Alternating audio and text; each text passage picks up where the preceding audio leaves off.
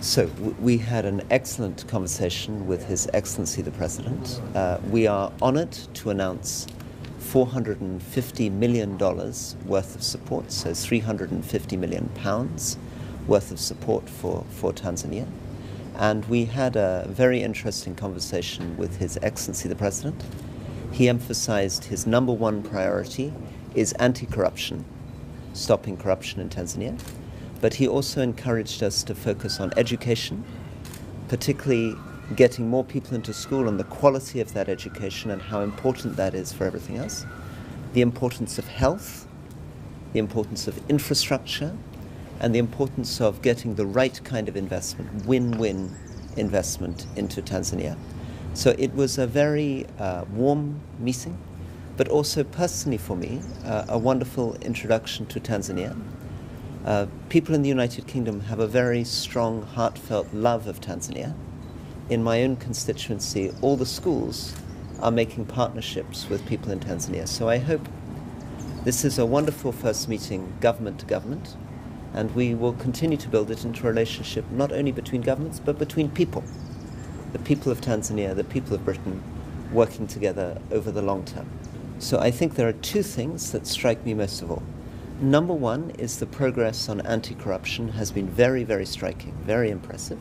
Secondly, I personally visited a school yesterday in Dar es Salaam, and I could see immediately that the difference that the President's policy on free education is making to enrollment. Walking around the school, talking to the parents, talking to the grandparents, talking to the teachers, it's amazing. Nearly a doubling of the number of children going to school. This single thing is such an extraordinary gift to a country. You can't imagine that something like that could happen so quickly or make so much difference to people's lives. And education is everything. Education is health, education is business, education is the future, but above all, education is your view of the world. The President is giving a very precious opportunity to people through giving them access to free education. So the support will start with negotiations with the Tanzanian government to get the priorities aligned. This is about the priorities of the Tanzanian government. But from the beginnings of our conversation, I would expect that we will do a big program on quality of education, really focusing on making sure that now that we have more numbers in the schools, that we increase the quality. And secondly, that we can have a strong focus on infrastructure, ports, roads. Thirdly, a lot in agribusiness. There's a lot of potential in this country to help agricultural businesses develop. His Excellency the President and myself discussed, for example, the potential in things such as the cotton industry, livestock. These are places where we would like to support and invest. This is a grant. This is a grant. We have additional loan programs, so we also support loans through the World Bank and through export guarantees, but the $450 million is a grant. Nafikiri mmeelewa Mheshimiwa Waziri anayehusika na masuala ya Afrika, Waziri wa mambo ya nje anayehusika na masuala ya Afrika, ndugu Roy, amekuja Tanzania kwa mara ya kwanza na amekuja na barozi, amekuja na mwakilishi wa misaada kutoka Uingereza na wajumbe wengine. Ameeleza aliyoyaeleza, nafikiri ninyi wote mmeyasikia kwamba amefurahishwa na juhudi tunazozifanya katika nchi yetu, na wameamua kutoa fedha dola milioni 450, na ni grant, wala sio mkopo wala nini. Wao ni grant ambazo ni almost trilioni 1 kwa ajili ya kusapoti maendeleo ya nchi yetu. Mimi nimewashukuru sana, nimemshukuru sana Mheshimiwa Waziri, nimeishukuru sana serikali ya Uingereza. Nimemwomba afikishe salamu zangu za shukrani kwa Waziri Mkuu wa Uingereza na viongozi wote pamoja na Queen kwamba tumefurahi sana.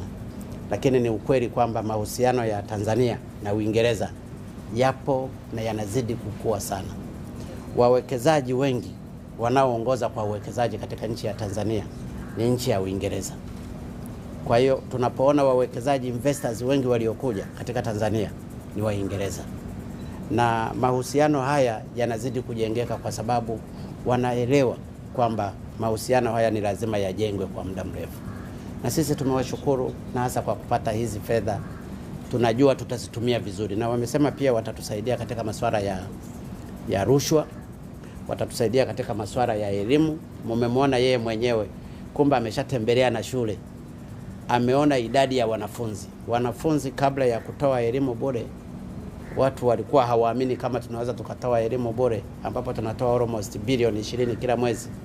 Idadi ya wanafunzi wameongezeka kutoka milioni 1 hadi milioni 1,950,000, almost milioni 2.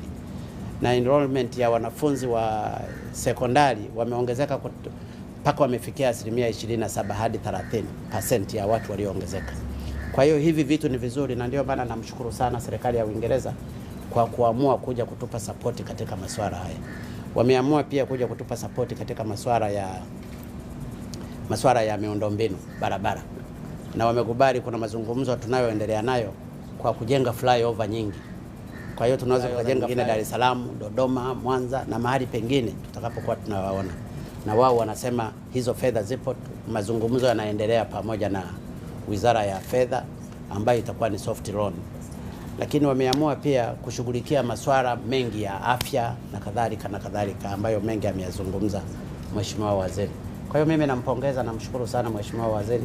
Na kwenye masuala pia ya elimu wameamua kutoa nafasi kwa ajili ya wataalamu fulani kutoka Wizara ya Fedha waende wakasome huko kwa ajili ya kustrengthen katika masuala haya ya uwekezaji. Kwa hiyo tunashukuru sana. Kwa hiyo mimi nimemwambia tu asante sana Mheshimiwa Waziri. Karibu sana tena. Thank you very much. Thank you, sir. Okay. Thank you, Ambassador. Asante sana. Lakini kikubwa ni kwamba sasa Watanzania waelewe katika hatua tunazozichukua hizi zinaweza zikawa zinawaumiza wachache, lakini impact yake ni kubwa. Faida yake ni kubwa. Hakuna nchi yoyote duniani inaweza ikapeleka fedha zake kwa nchi ambayo imejaa rushwa. Haipo. Huwezi ukampelekea mtu pesa yako ambayo unajua haitatumika vizuri. Kwa sababu hizi dola milioni 450 ambazo ni almost trilioni 1, huwezi ukazitoa, zinatoka kwenye taxpayers wamelipa kodi Waingereza. Ni kodi yao. Wameamua hii kodi waipeleke free kwenye nchi ya Tanzania. Ni kitu kikubwa sana. Lakini unapopeleka kitu free mahali fulani, ni lazima uwe na uhakika kwamba hizo fedha zitatumika vizuri.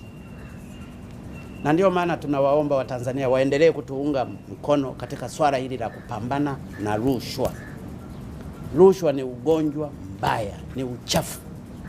Tukijisafisha katika rushwa, nchi yetu itakwenda mbele. Na ndio maana katika hizi juhudi ambazo tumeanza kuzichukua, wapo wengine wanalalamika, lakini matokeo yake ni makubwa. Ndio maana ndugu zetu wa Uingereza wanaona juhudi tunazozifanya.